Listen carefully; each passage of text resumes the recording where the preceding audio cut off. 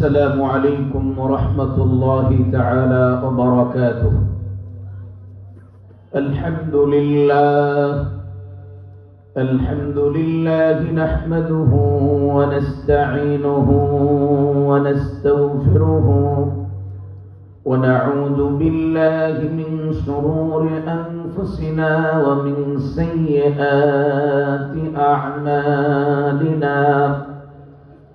من يهده الله فلا مضل له ومن يضلله فلا هادي له. ونشهد أن لا إله إلا الله وحده لا شريك له. ونشهد أن سيدنا وحبيبنا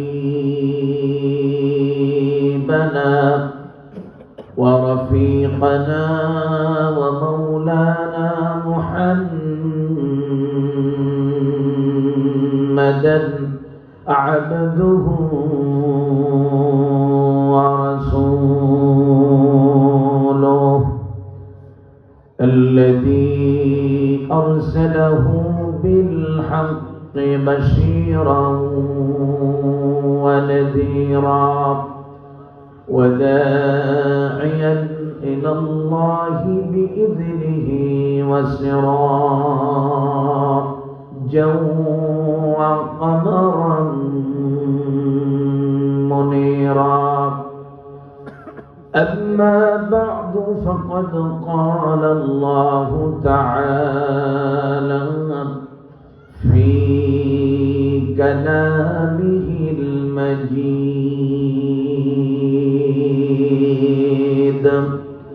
والفرقانه الحميد. أعوذ بالله من الشيطان الرجيم. بسم الله الرحمن الرحيم. إن الله وملائكته يصلون على النبي يا أيها الذين آمنوا صلوا عليه وسلموا تسليما. সকলে মুহাব্বতের সাথে দুরূদ ইব্রাহিম পড়ি। اللهم صل على محمد وعلى آل محمد كما صليت على إبراهيم وعلى آل إبراهيم إنك حميد مجيد. اللهم بارك على محمد وعلى آل محمد كما باركت على إبراهيم وعلى آل إبراهيم إنك حميد مجيد. الحمد لله ইসলামী সমাজ কল্যাণ পরিষদের উদ্যোগে আয়োজিত 28তম তাফসীরুল কোরআন মাহফিলের সম্মানিত সভাপতি, প্রধান অতিথি, বিশেষ অতিথি, আমন্ত্রিত উলামায়ে কেরাম, আমার সামনে উপস্থিত আল্লাহ রাব্বুল আলামিনের মাহবুব বান্দাগণ, পর্দার আড়াল থেকে যারা শুনছেন আমাদের সম্মানিতা মায়েরা, সকলকে অন্তরাত্মার পক্ষ থেকে জানাচ্ছি মোবারকবাদ, জানাচ্ছি অভিবাদন, জানাচ্ছি মোস্ট ওয়েলকাম, জানাচ্ছি তাহিয়া। আসসালামু আলাইকুম ওয়া রাহমাতুল্লাহি ওয়া বারাকাতুহু। শুকরিয়া আদায় করছি সে মহান মালিক আল্লাহ রাব্বুল ইজ্জাত ওয়াল জালালের দরবারে, যিনি অত্যন্ত দয়া করে মায়া করে শারীরিক মানসিক সুস্থতা দিয়ে কোরআনুল কারীমের কথাগুলো শোনার জন্য এই মুহূর্তে এই ময়দানে অসংখ্য অগণিত মানুষের মধ্য থেকে আমাদের মতো গুটি কয়েক গোলামকে কোরআনে কারীমের কথাগুলো শোনার জন্য আল্লাহ তাআলা কবুল করেছেন। তাই রব্বে কারীমের দরবারে কালিমাতুশ শুকুর আদায় করছি, সকলে পড়ছি আলহামদুলিল্লাহ। রব্বানা লাকাল হামদ হামদান কাসীরান তাইয়িবান মুবারাকান ফীহি ইয়া রাব্বি লাকাল হামদু কামা ইয়ানবাগি লিজালালি ওয়াজহিক ওয়া আযীমি সুলতানিক। আমরা মহান আল্লাহ সুবহানাহু ওয়া তাআলার শুকরিয়া আদায় করলাম। সম্মানিত উপস্থিতি, কক্সবাজারের মতো জায়গায় এই রকমের মানে মানব শূন্য মাহফিল, এটা তো কল্পনাও করা যায় না। আল্লাহ রাব্বুল আলামিন যেন কোরআনে কারীমের কথা শুনতে ভাগ্য লাগে, ঠিক কি না? কোরআনে কারীমের কথা শুনতে কবুলিয়াত লাগে। আল্লাহ রাব্বুল আলামিন আমাদের যাদেরকে কবুল করেছেন, আমরা আরেকবার পড়ি আলহামদুলিল্লাহ। এখানে কথা হবে কার? আল্লাহ। এখানে আমরা কথা শুনবো, কোরআনে কারীমের কথা হবে আল্লাহ সুবহানাহু ওয়া তাআলা। এখানে কথা হবে বিশ্বনবী মুহাম্মদুর রাসূলুল্লাহ সাল্লাল্লাহু আলাইহি ওয়াসাল্লামের। এখানে কথা হবে সাহাবায়ে কেরাম রিদওয়ানুল্লাহি তাআলা আলাইহিম আজমাইন, তাদের জীবনী থেকে। আল্লাহ রাব্বুল আলামিন এই বারাকাপূর্ণ মাহফিল থেকে যারা দূরে আছে, আল্লাহ যেন তাদের দিলকে নরম করে দিয়া আল্লাহ যেন তাদেরকে এই ময়দানে কবুল করে, বলি আমিন। সম্মানিত উপস্থিতি, এই যে মাইকম্যান আছে এখানে, এই যে ঢপঢপ আওয়াজ, এটা বন্ধ করে দেন, একদম মানে প্লেন আওয়াজ দেন, যেন মানুষেরা কথা বুঝতে পারে। কোরআনে কারীম আল্লাহ রাব্বুল ইজ্জাত ওয়াল জালাল তামাম পৃথিবীর মানব গোষ্ঠীকে, মানব জাতিকে সকল ধরনের অজ্ঞতা, কুসংস্কার, সকল ধরনের ইগনোরেন্সি, ইলিটারেসি থেকে মুক্ত করার জন্য বিশ্বনবী মুহাম্মদুর রাসূলুল্লাহ সাল্লাল্লাহু আলাইহি ওয়াসাল্লামকে আল্লাহ তাআলা কোরআন দিয়েছেন। এবং কোরআন দিয়ে আল্লাহ রাব্বুল আলামিন বলেছেন, কিতাবুন আনজালনাহু ইলাইক, এই কিতাব আমি আপনার প্রতি নাযিল করেছি, অবতীর্ণ করেছি এই জন্যে, লিতুখরিজান নাসা মিনাজ যুলুমাতি ইলান নূর, যেন তামাম পৃথিবীর মানুষকে অন্ধকার থেকে বের করে আলোর রাস্তা দেখাতে পারেন। সুবহানাল্লাহ। যেই সময় এই কোরআন নাযিল হয়, সেই সময়টাকে ইংরেজিতে বলা হয় এজ অফ ইগনোরেন্স, আরবিতে যাকে বলা হয় আইয়ামে জাহেলিয়া। যেই সময়ের মানুষেরা কন্যা সন্তান হলে পরে জীবন্ত কবর দিত, বলি নাউযুবিল্লাহ। কোরআনে কারীম আসছে, ওয়াইদা বুশিরা আহাদুহুম বিল উনসা, যখন কোন পুরুষকে যখন তার কন্যা সন্তান হবে বা হয়েছে বলে সুসংবাদ দেওয়া হতো, কন্যা সন্তান হওয়াকে ইসলাম, কোরআন সুসংবাদ বলেছে। সুবহানাল্লাহ বলবেন না? ওয়াইদা বুশিরা আহাদুহুম বিল উনসা, আল্লাহ তাআলা বলেন তখন তাদের চেহারাটা মলিন হয়ে যেত, বলি নাউযুবিল্লাহ। যেই সময়ের, যেই যুগের মানুষেরা পুত্র সন্তান ধারণের জন্য নিজের স্ত্রীকে পরপুরুষের কাছে রেখে আসতো, বলি নাউযুবিল্লাহি মিন যালিক। পৃথিবীর সেই নিকৃষ্টতম সময়ে আল্লাহ রাব্বুল আলামিন বিশ্ব নবী মুহাম্মদুর রাসূলুল্লাহ সাল্লাল্লাহু আলাইহি ওয়াসাল্লামকে কোরআনে কারীমের মতো আযীম একখানা কিতাব উপহার দান করেন। সুবহানাল্লাহ। কোরআন দিয়ে বিশ্ব নবীকে আল্লাহ রাব্বুল আলামিন বলেন, কিতাবুন আনজালনাহু ইলাইকা লিতুখরিজান নাসা মিনাল যুলুমাতি ইলান নূর। এই কিতাব আমি আপনার প্রতি এই জন্য নাযিল করেছি যেন চলমান সংকট থেকে বের করে পৃথিবীর মানুষকে অন্ধকার থেকে বের করে আলোর পথ দেখাতে পারেন। সুবহানাল্লাহ। এই কোরআন নাযিলের পূর্বেও এখানে যারা চেয়ারে বসে আছেন, যাদের একান্ত চেয়ার ছাড়া বসতে পারেন না, তারা ছাড়া যারা সুস্থ আছেন, সবল আছেন, এখানে এলমি আলোচনা হবে ইনশাআল্লাহ। আপনারা যারা আমার আলোচনা নেটে শোনেন, আমার জীবনে এই রকমের মাহফিল আমি করেছি কিনা আমার এই 12 বছর মাহফিলের বয়স আমার মনে পড়ে না।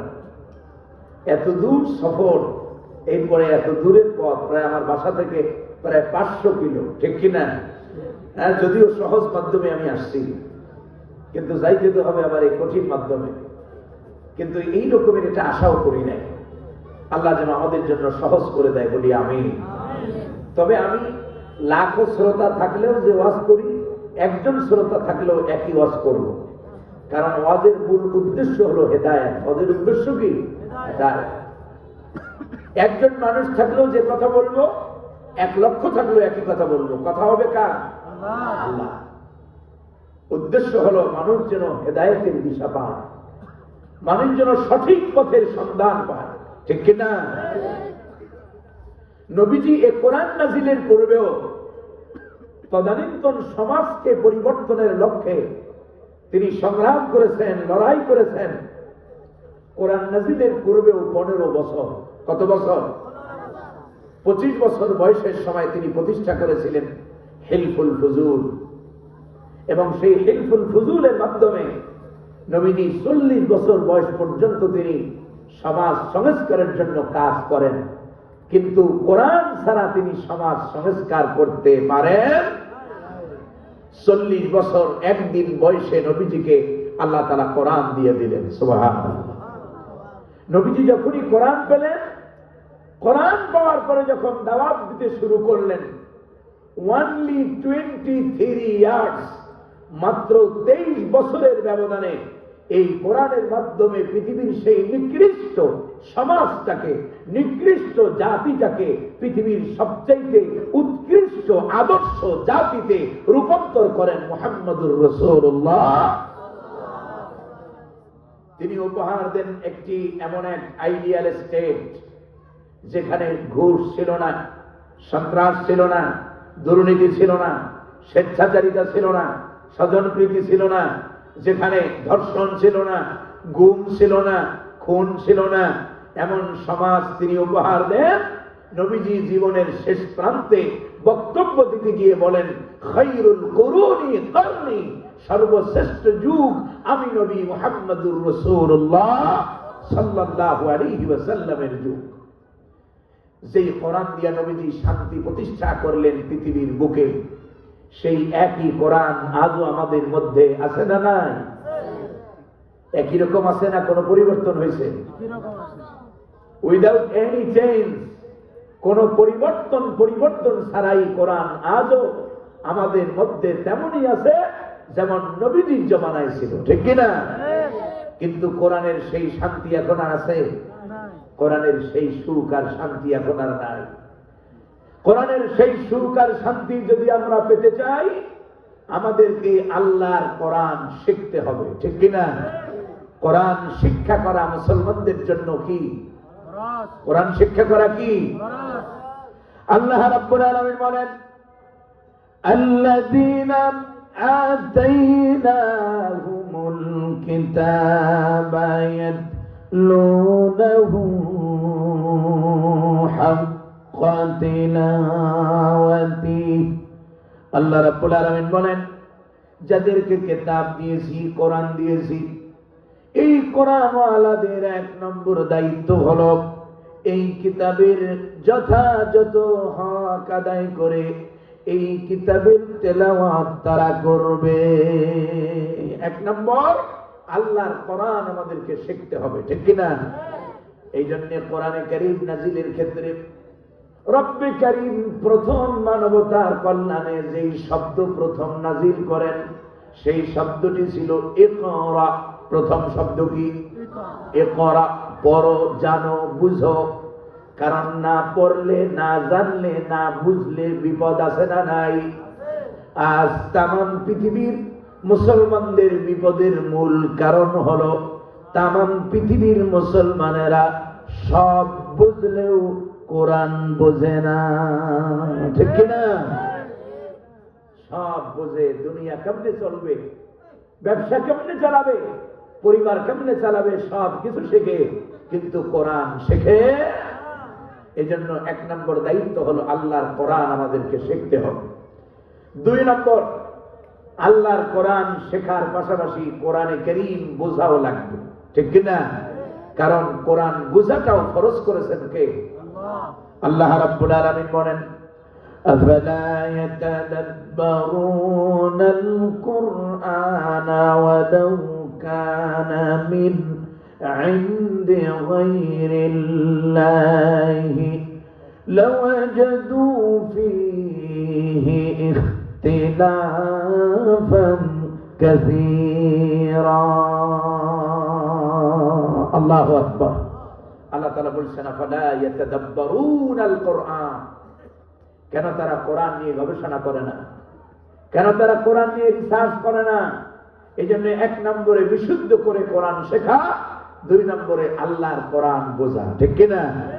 তিন নম্বর দায়িত্ব হলো যা পড়বো, যা বুঝবো তা দিয়া ব্যক্তি জীবন, পারিবারিক জীবন, সামাজিক জীবন, রাষ্ট্রীয় জীবন, আমার জীবনের যত কিছু প্রয়োজন, আমার মানব জীবনে, মানব সমাজ পরিচালনার জন্য, মানব জীবন পরিচালনার জন্য যত নীতি, যত আদর্শ, যত নিয়ম, যত কানুন প্রয়োজন সব কোরআনে আছে না নাই?